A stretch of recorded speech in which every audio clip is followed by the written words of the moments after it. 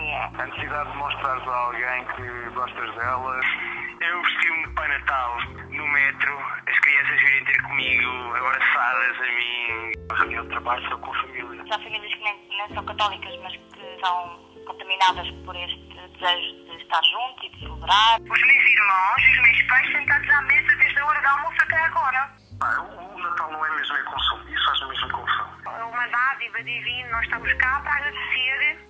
Pois, e também reza o menino Jesus. Estamos todos juntos no Natal. É estar a chover e tu tens que ir buscar lenha e apanhar-se uma grana molha, mas está tudo muito quentinho lá em casa. Aí-me a ligar e a perguntar-me o que é o Natal. Hoje temos uns doces, que é a rabanada, a filhose de jerimum, os sonhos, a alegria, o creme.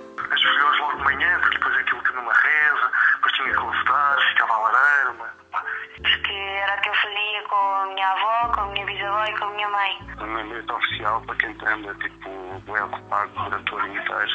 E nessa altura existe uma mecânica de lembrar toda a gente. Eu acho que para as crianças, porque não têm maldade e gostam das prendinhas e de pensar que é realmente o Pai Natal, eu acho muito bom. E ela ficou tão contente de desembrulhar aquilo. Ela gostou mais do papel do que do conteúdo. É o renascer em cada ano. É tudo aquilo que não é importante e passa a ser importante só num dia.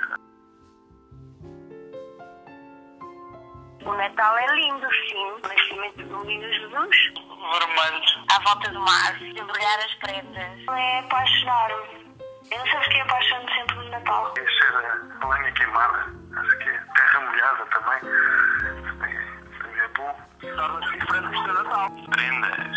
É presentes à brava, pá, isso aqui é. É claro. É comida. Bacalhau, prendas, árvore de Natal. Renas, lareiras, tapetes farfalhudos e fundiu a água das velas. Discutir sobre o que é a Bíblia. Amigos, Férias. Centros comerciais. Ovinhas, Natal. Bolos.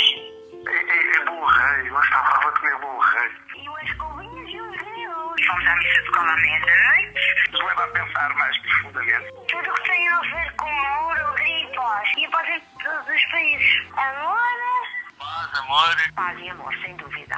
Carinho, Meu Pai Natal. De nós, com cara de criança. luz daqui. Estar com as pessoas que nós gostamos. Depois beber um chazinho ou um chocolate que é. As pessoas todas a irem comprar presentes. Uma gaja boa. Oh, caramba. Já é Natal. É a tradição. E a magia que é essa noite. É bonito. Muitos beijinhos. Já nunca fiz tanto sentido como agora.